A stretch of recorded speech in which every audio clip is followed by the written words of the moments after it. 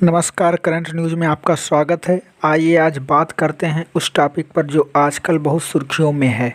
यह मामला भारत में तब सुर्खियों में आया जब अफ़गानिस्तान में भारतीय पत्रकार की हत्या कर दी गई। तो इसके पीछे क्या मामला है, आइए आपको बताते हैं।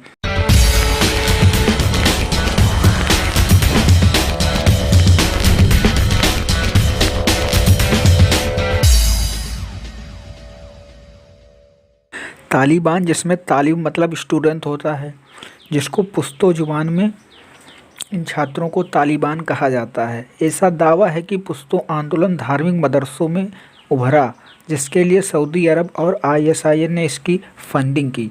ये लोग सुन्नी इस्लाम की मान्यताओं का प्रचार करना शुरू किया। तालिबानियों ने सितंबर 1995 में ईरान की सीमा पर स्थित हेरात प्रांत पर कब्जा किया और कुछ ही समय बाद अफ़गानिस्तान की राजधानी काबुल पर भी कब्जा करने लगे और उस समय नियंत्रण स्थापित करने के उद्देश्य से तत्कालीन राष्ट्रपति रब्बानी को सत्ता से बेदखल कर दिया। धीरे धीरे 1998 तक अफ़गानिस्तान के 90% भाग पर तालिबानियों का अधिकार हो गया।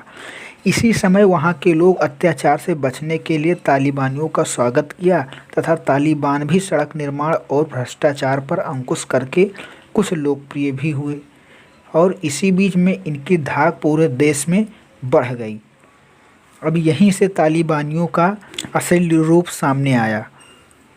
अब इन्होंने कानून को अपने तरीकों से बनाना शुरू किया, जिसमें सार्वजनिक तौर पर फांसी देना, शरीर को अंगभंग कर देना और पुरुषों को दाढ़ी रखना और महिलाओं को बुर्के का इस्तेमाल करना अनिवार्य कर दिया।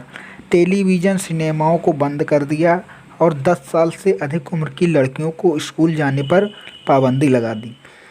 2001 में अफ़गानिस्तान में बुद्ध की प्रतिमा को नष्ट कर दिया और अभी 2012 में नोबेल पुरस्कार विजेता मलाला यूसुफ़ज़ई पर हमला करने वाले भी तालिबानी ही थे। फिर पेशावर में एक स्कूल पर हमला किया और 100 से अधिक बच्चों को मार दिया। तालिबान को और मजबूत बनाने में पाकिस्तान का बड़ा हाथ है, इसमें कोई संदेह नहीं है और शुरुआती दिनों में इससे जुड़ने वाले अधिकतर लोग पाकिस्तानी मदरसों से ही निकले थे।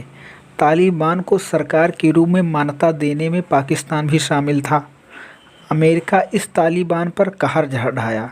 जब 2001 में ओसामा बिन लादेन द्वारा न्यूयॉर्क पर हमला किया, सैन्य गठबंधन ने अफ़गानिस्तान पर हमला कर दिया और लगभग तालिबान के शासन को ख़त्म कर दिया और समय समय पर इसके प्रमुखों को भी अमेरिकी सेना इन्हें मारती रही, जिससे काफ़ी दिनों तक तालिबान नियंत्रण में रहा।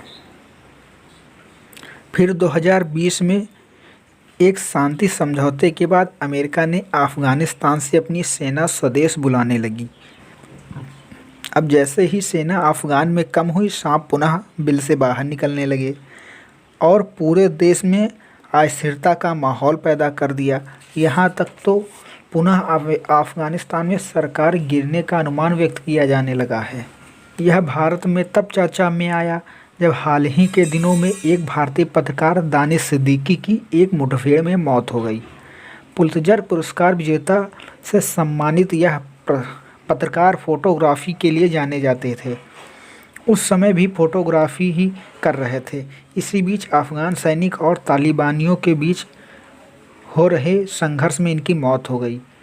ये अपनी फोटोग्राफी पत्रकारिता के एक मिसाल थे। भारत में इनकी मृत्यु से हर कोई दुखी है और अपनी संवेदनाएं दे रहा है। तो यह था तालिबान का इतिहास और कारतूत, जो आपको समझाने का प्रयास किया है। आशा करता हूँ समझ में आया होगा। मिलते हैं फिर अगले वीडियो में।